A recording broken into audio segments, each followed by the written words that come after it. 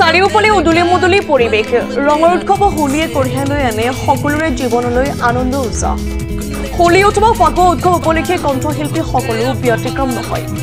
তেওঁলোকেও হোলী উৎসৱ উপলক্ষে শ্ৰাব্য অথবা দৃশ্য শ্ৰাব্যৰ গীতৰ এলবাম নিৰ্মাণ কৰি অসমৰ ৰাইজক হোলী উৎসৱ ফাকুৱাৰ আনন্দ খোৰাক দি আহিছে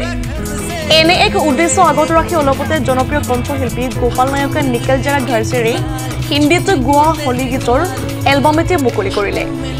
দৃশ্য শ্ৰাব্যৰ এলবামটিৰ গীতৰ কথা সুৰ সংগীত ব্যৱস্থাপনাৰ লগতে গীতটিত কণ্ঠদান আৰু অভিনয় কৰিছে কণ্ঠশিল্পী গোপাল নায়কে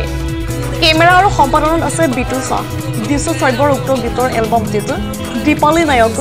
আৰোহণ চিনাইনা তাপস জ্যোতি ৰয় অশোক ওৰাং বৰুণ বৰ্ষা বৰ্ণালীকে ধৰি বহু কেইগৰাকী শিল্পীয়ে নৃত্য কৰিছে গোপাল নায়ক অফিচিয়েল ইউটিউব চেনেলতো মুক্তি পোৱা নিকেল জাৰা ঘৰচেৰি দৃশ্য শ্ৰাব্যৰ এলবামৰ গীতটি ৰাইজে আদৰি ল'ব বুলি আশা প্ৰকাশ কৰে কণ্ঠশিল্পী গোপাল নায়কে বিশ্বনাথৰ পৰা ৰমেশ চন্দ্ৰ চৰেণৰ ৰিপৰ্ট ইছা 24x7 মোৰ ইউটিউব চেনেল গোপাল নায়ক অফিচিয়েল এটা হিন্দী গান ৰিলিজ কৰিছো আৰু এই গানটোৰ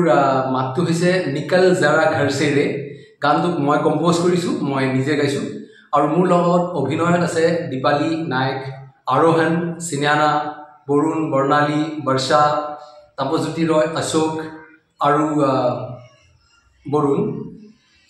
আশা কৰোঁ যে আপোনালোকে গানটো শুনি খুবেই ভাল পাব এইটো এটা পেপি নম্বৰ হয় ডান্স নম্বৰ বনাবলৈ চেষ্টা কৰিছোঁ মই আৰু ইয়াৰ আগতো মই এনেকেই গান বনাইছিলোঁ আমাৰ অসমৰ জনপ্ৰিয় শিল্পী কিশোৰ দাসক লৈ আৰু আপোনালোকে গানটো শুনি খুবেই ভাল পাইছিলে